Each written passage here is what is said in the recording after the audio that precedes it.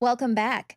Joining me in studio now is journalist and author Jim Mars. Welcome. We're here to talk about your book, Population Control: How Corporate Owners Are Killing Us. Yeah, pretty serious topic, Leanne. And I really encourage people to take a look at this, not just because it's my book and I want to sell a book. I want people to understand that the discussion has gone past politics and it's gone past even philosophies. But we're into self defense now. Right. Because if you listen to the words of the ruling elite, the oligarchy, the Illuminati, the Occupy calls them the 1%. I say it's more like 1/10 of 1%. But they really make no bones about the fact that they want to reduce the human population, Mm, and they're doing it. It's interesting because most of these people are eugenicists. They accept and have bought into the eugenics movement, which is let's improve the human race. And if your skin color or your bone structure or your IQ doesn't measure up to their idea of a Superman, then they would just as soon see you go away. In fact, in the 1930s in the United States, most states had sterilization laws. And if you didn't come up to their standards, I mean, you could be involuntarily sterilized. In Germany, they picked up on that and they carried it to its logical extremes. And we had World War II and the Holocaust. They said, we got some groups of people here we don't like, so we just kill them. And so eugenics kind of fell into disrepute there. But these people at the very top, they still buy into this. They still feel like overpopulation is the basic underlying problem in the world. hmm And they are willing to do anything and everything to try to do that. And what they're doing is, and what I detail in my book, Population Control, is how they're using bad food and bad water and bad vaccines, bad air, to basically turn us into a death culture, hmm a culture that is dedicated more towards death than life. And amazingly enough, these people are not stupid. So, people say, well, why would they want to kill off their own populations and their own consumers? Well, they want to trim it. And by trimming it, they get rid of some of the very young, the very old, the weakest segments of society. And then the people in the middle, they sicken them. They become ill, and then they have to go see the doctor more frequently, and the doctors prescribe more medicines, more pills, more drugs. And so it's an amazing situation because as they cull the human population, they're actually profiting from it Correct. because of their ownership of these major international corporations. And Leanne, let me quick point out, I'm not necessarily just against all corporate life. I mean, let's face it, there's so many corporations. And most of the people who work for a corporation, who sit in the little cubicles or drive the trucks or work on the production lines, these are all perfectly good people. In fact, I would even go so far as say that some of the officers, presidents, vice presidents, these are sharp, educated, caring people, probably have a Harvard business degree, hmm but they're not in charge. It's the CEO, it's the board chairman, it's one of the directors or majority stockholder. And a lot of people have the idea that to be a majority stockholder, you have to have 51% or more of the stock of a company. But this isn't really true. If you only have 5% of the stock of a big corporation, but no one else has more than, say, 4%, you're the majority stockholder, and what you say goes. And Right. it's these people, that's who I'm talking about, who make the decisions and set the policies. And I think what I'm talking about is you'll have a guy at the top of the pyramid, and he's made aware that some of the ingredients of their food product, for example, is actually harmful and will debilitate the consumer, make them sick, and may even eventually kill them. Well, that's okay for him because he wants the population reduced. So he tells the president, the vice presidents, that this is okay, this is good, it's been tested, we know, and then they pass that down, and everybody in the organization really thinks that they're really doing good. Right. They've got to engage in that corporate spin. Exactly. I think we've seen this in the issue of fluoride. Sodium fluoride before World War II was sold as a rat poison. But then the Germans found out that you could put just a little bit of this poison in the water supply, and it would numb down the drinker and make him docile. And so they put it in the water of their concentration camps. Hmm. It's very much like people drink alcohol. Alcohol's a poison. You drink it strong enough, quick enough, it will kill you. Correct. But they water it down and they mix it up and put some flavoring in it, and then you get a little buzz. Well, it's the same thing with fluoride. And so now, though, what we have is we have no non-medical people in these cities dumping sodium fluoride into the water supply so that everybody, man, women, children, are all getting this cumulative poison that can eventually work on your immunization system.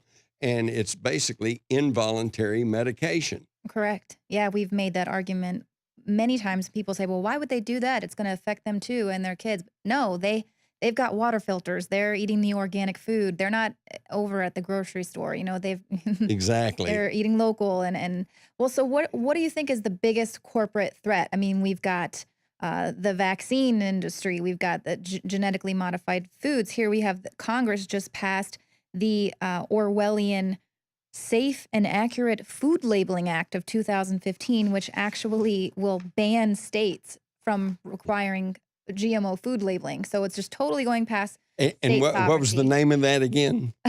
This No, Orwellian. yeah, really, right. Here's some Orwellian newspeak. Yeah, well, we know they like to name it the exact opposite. It's called the Safe and Accurate Food Labeling Act of The 2015. Safe and Accurate Food Labeling Act that prevents you from knowing if you're getting GMO products. That's just beyond the beyond. Why don't they call it the No GMO Act? Right. You know? Yeah, it's just no freedom. Okay, so corporates, so the corporate, I mean, what should we really be worried about here? We got the CDC suggesting mothers delay breastfeeding to enhance their vaccines because the mother's milk will, try to fight off the vaccine because it's a live.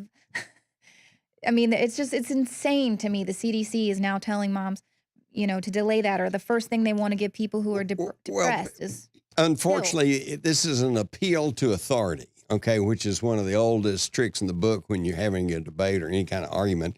You appeal to authority. Well, they say, yeah, but we've got these studies that show that vaccines are perfectly safe and harmless, Well, wait a minute. Every once You in a while. find out that all these studies that show that they're harmless have been done by the very people who manufacture the vaccines. Right. And in fact, there are now whistleblowers out in the public saying that they have fudged the numbers. They have fudged the studies. The studies have been slanted and misreported. And that's by the people that are actually involved in it. It's really incredible. And of course, they don't talk about the vaccine injury compensation program, which was Right. passed by Congress back in the mid 80s.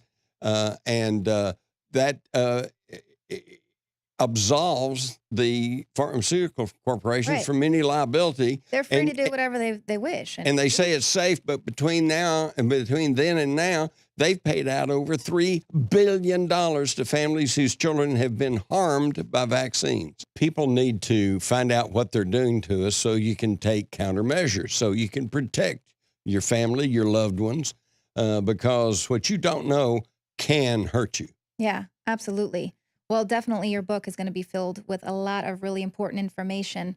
And I know you're going to be co-hosting with David Knight next week, so that'll be very interesting. But everyone needs to stick around because we are going to have part 2 of this interview. I really want to talk to you about the Disclosure Project and why so many people now are talking about not contacting alien life form out there. And we got the Vatican coming out and talking about this planetary council. What are they preparing us for? So definitely, you got to wait till next week to see all that, but stick around. Thank you, Jim Mars.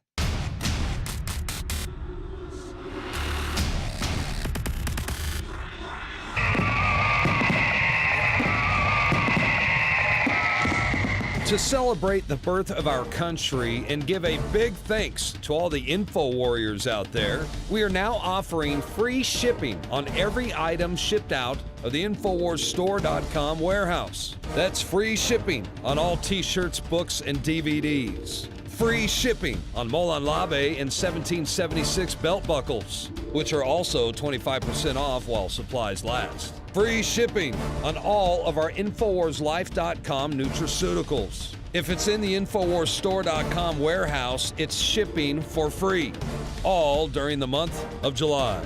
It's our way of saying thanks to the true heart and soul of this operation, who stand beside us and support us as we wage an info war for liberty and freedom for all. InfoWarsStore.com. Free shipping for the month of July. Race. And if your skin color or your bone structure or your IQ doesn't measure up to their idea of a Superman, then they would just as soon see you go away. In fact, in the 1930s in the United States, most states had sterilization laws. And if you didn't come up to their standards, I mean, you could be involuntarily sterilized. In Germany, they picked up on that and they carried it to its logical extremes. And we had World War II and the Holocaust. They said, we got some groups of people here we don't like, so we just kill them. And so eugenics kind of fell into disrepute there. But these people at the very top, they still buy into this. That calls them the 1%. I say it's more like 1/10 of 1%. But they really make no bones about the fact that they want to reduce the human population. Mm. And they're doing it. It's interesting because most of these people are eugenicists. They accept and have bought into the eugenics movement, which is let's improve the human race. Welcome back. Joining me in studio now is journalist and author Jim Marrs. Welcome. We're here to talk about your book, Population Control: How Corporate Owners Are Killing Us. Yeah, pretty serious topic, Leanne. And I really encourage people to take a look at this, not just because it's my book and I want to sell a book. I want people to understand that the discussion has gone past politics and it's gone past even philosophies. But we're into self-defense now. Right. Because if you listen to the words of the ruling elite, the oligarchy, the Illuminati, the Occupy